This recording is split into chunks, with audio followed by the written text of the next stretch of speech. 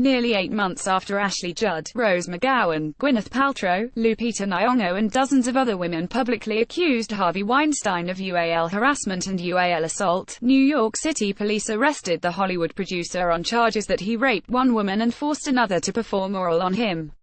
Weinstein, 66, turned himself in Friday morning at New York's First Precinct, just blocks from his old office in Tribeca, where he allegedly committed at least one of his crimes.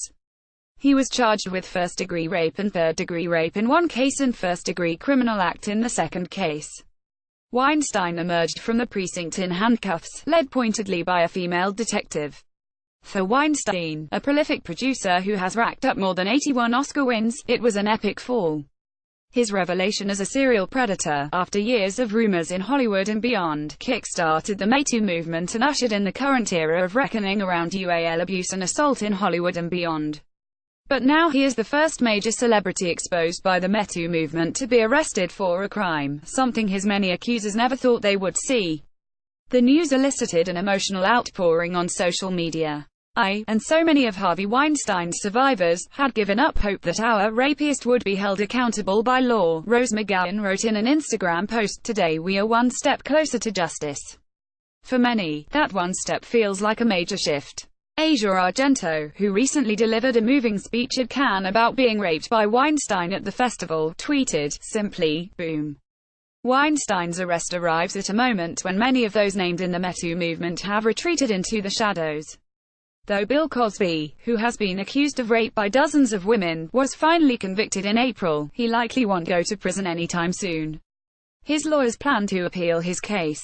For decades, Weinstein allegedly used a private team of investigators and lawyers to avoid the criminal justice system. But on Friday, he entered the courtroom just like any other man accused of a crime. What comes next could take time. As we've seen with the Cosby case, trials and appeals can drag on for years. Outside the courtroom, Weinstein's lawyer, Ben Brethman, maintained that any UAL activity Weinstein engaged in was consensual and said he believed his client will be exonerated. Mr. Weinstein did not invent the casting couch in Hollywood, he said. Authorities have not publicly identified the victim in Weinstein's rape case, but marketing consultant and former aspiring actor Lucia Evans confirmed to The New Yorker that she is the other victim. In October, she told The New Yorker that Weinstein forced her to perform oral in his New York office during what she believed would be a casting meeting. I said, over and over, I don't want to do this, stop, don't, she said. Weinstein is still under investigation in Los Angeles and London. Federal investigators are also looking into possible violation of stalking laws and financial crimes. An investigative grand jury will examine both Weinstein's alleged crimes and whether the producer committed any financial crimes, as he paid women to stay silent and possibly paid his employees to identify victims for him and cover his tracks after the crime. New York police say that they hope victims will continue to come forward as the state's statute of limitations bars them from pursuing many of the cases already made public. However, the accusations made by Evans and the unnamed woman involved forcible compulsion and, therefore, were not subject to a statute of limitations under a New York law changed in 2001. Police have also said that prosecutors could call those accusers whose cases fall outside of the statute of limitations in court to establish a pattern of bad behavior, just as the prosecutors did in Bill Cosby's recent trial for UAL assault. Until recently, Weinstein boasted that he could ruin any actor or assistant's career with just one phone call. Judd, one of the original accusers, is currently suing Weinstein for career damage, accusing the producer of blocking her casting in the Lord of the Rings franchise after she rejected his advances. He had ties outside Hollywood, too, as a major Democratic political donor. According to actors, former assistants and co-workers, Weinstein allegedly abused his power to assault women in the industry for decades. They say he would wield a potent combination of non-disclosure agreements, hush money and threats to a person's future career to keep his victims silent, but his behavior was an open secret in Hollywood. Weinstein avoided arrest for a groping charge just 3 years ago. But Weinstein's defenses finally fell when over 70 women came forward with similar stories of Weinstein rescheduling meetings or casting calls to take place in his hotel room. Many said his assistants suddenly disappear, at which point Weinstein would allegedly insist upon a massage as part of an audition or, they claim, encourage the actor to shower with him. Again and again, women would share stories of Weinstein in a robe, exposed, allegedly threatening their careers as they tried to edge out of the hotel room. When the New York Times first published the allegations against Weinstein, he issued an apology, and said he would take a leave of absence to work with his therapist.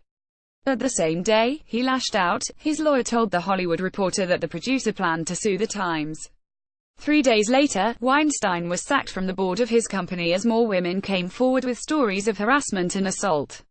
While his company filed for bankruptcy, Weinstein retreated to a luxe rehab center in Arizona called The Meadows, which charges $58,000 for 45 days of treatment and offers expressive arts and equine therapy. Weinstein had at least one previous brush with the law. Manhattan District Attorney Vance Jr. recently faced criticism for deciding not to prosecute Weinstein for the groping accusations made by Italian model Ambra Battilana in 2015. He has maintained that the office did not have enough to prosecute. Meanwhile, a spate of stories suggest that other famous men accused of harassment or worse are considering comebacks. Comedians have speculated how Louis C.K. could make a comeback through low-key appearances at comedy clubs. Chef Mario Batali is exploring his second act even as he is being investigated for UAL assault, and the last remaining piece of his restaurant empire cut ties from him. Charlie Rose was mulling a show in which he interviews other men taken down by Me Too. Weinstein's walk to New York's first precinct, however, may serve as a reminder that legal consequences could follow social ostracization. He may just be the first of many men to turn themselves into the police. If Harvey is convicted, he could go to prison. He almost certainly will be court-mandated to go to offender therapy, not the kind where patients mediate next to a pool, but the kind where offenders are required to meet with therapists and other men convicted of crimes at least once a week. There, they will all have to sit in a circle, no matter how much money they have or where they came from, and talk about why they did what they did.